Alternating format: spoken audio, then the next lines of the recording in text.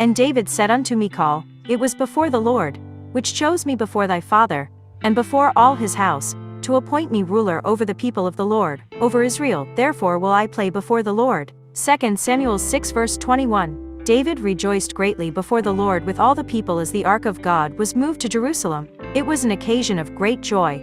So David sang, and shouted praises to God. But Michal supposed David should have been more reserved and austere, and took issue with him. While all things should be done decently, and in order, 1 Corinthians 14:40.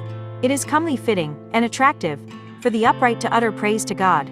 1 John 4 verse 18 says, There is no fear in love, but perfect love casteth out fear, because fear hath torment. He that feareth is not made perfect in love. Sometimes we find ourselves afraid to face someone.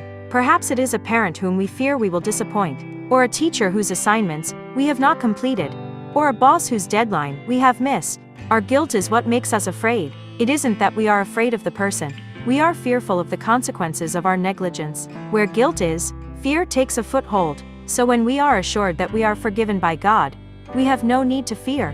When we confess our sins, He is just to forgive them. There is then no guilt still on us. We can approach God guilt-free and fearlessly. Our fear has been cast out by the perfection of God's love and forgiveness in our lives. Devotion topic is, Beware the leaven. Jesus must have been shaking his head at them, frustrated by their lack of understanding.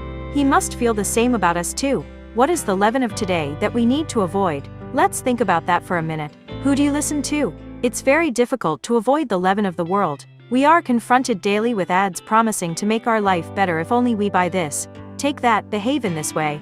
Avoid behaving that way. When I was much younger, I used to watch the soap operas on television. The couples were married, went to church, would often invite the minister and his wife over for dessert after Sunday dinner. Only the bad girls would try to seduce the good men. Beds were single, and only the bad girls were shown having sex, and everyone was fully clothed, and no one cursed or used foul language. Action or crime shows left the violence to the imagination, and good always triumphed over evil. Today, violence, sex nudity, crude language, and ads promoting lust and greed abound. Beware the leaven of the world is a warning we need to pay attention to. We need to pay attention for our sake, and also for the sake of our children. Do we want our youth corrupted by the moral values of the world? Do we want them to believe that violence is the answer to everything, and that sex is only for pleasure, and has no consequences, and crude language and racial or religious slurs are okay? I know I don't want my children and grandchildren believing that this behavior is acceptable. My response is just not to watch such programs,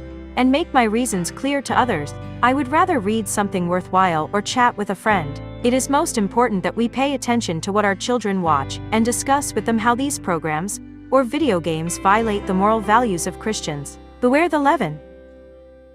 If you enjoy this video, please like and comment telling us that you enjoy it. And remember to subscribe and turn on your notification bell, that way you will not miss any of our videos.